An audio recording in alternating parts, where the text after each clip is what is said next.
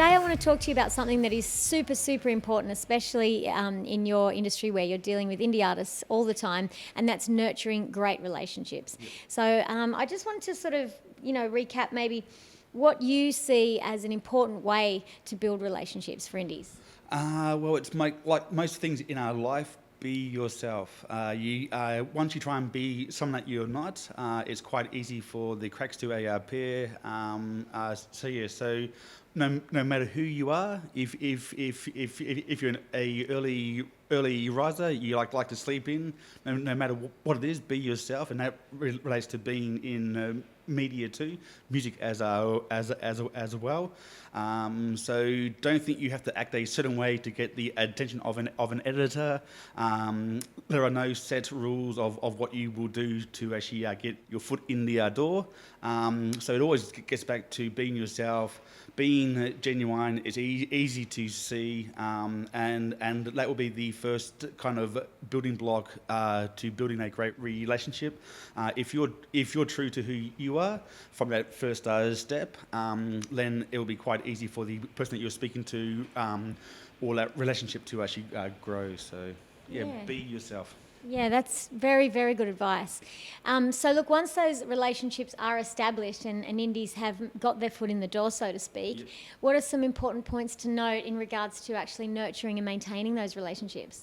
It's quite easy for a young band who have had no success to have some success and egos to take over, and all of a sudden they're a rock star, and they're off being interviewed, covered by all the big mainstream media press.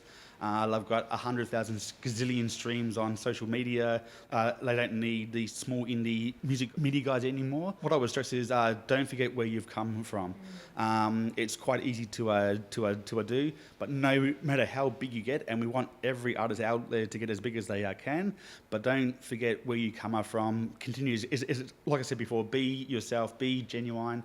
So don't be a dick, I guess. So yeah. Absolutely, and I think that point's been raised before. Actually, it's a very important one to, don't be a dick. So look, lastly, just any specific tips for ways to approach communication such as email and or phone? Sure. Most times in this fast-paced world, email is the best way. Phone is still a good way to go, but most of the times, if just look at your own life, how often are you on the phone? It's only for really urgent type of things. So I'll obviously pick up the phone if it is urgent. But if you've sent off an email and you haven't heard back after the first day or two, it's not because the editor has seen it and blanked you. It's because they're actually still working through with the amount of emails that I get myself. We just can't respond because otherwise I could have a full-time job just replying to emails and saying no. Absolutely. Look, I think we're all in the same boat there. I'm sure every industry person can relate to that. We're all swamped. I feel like I'm drowning in a sea of emails is the way I often describe it. I have to go to bed counting email sheep, so... That's funny. What's a way to summarise, a way to maintain and nurture great relationships in this industry? I guess it's the reverse. Just be a legend, which again, be yourself, but actually do things that set you apart. It may be as simple as opening the door to let someone in, be on time, all of those are things. Just the way you expect to be treated yourself is the way to go. Nothing wrong with some old-fashioned values in a modern world. So if you were going to create a famous musician version of you, whose instrumental prowess would you utilise?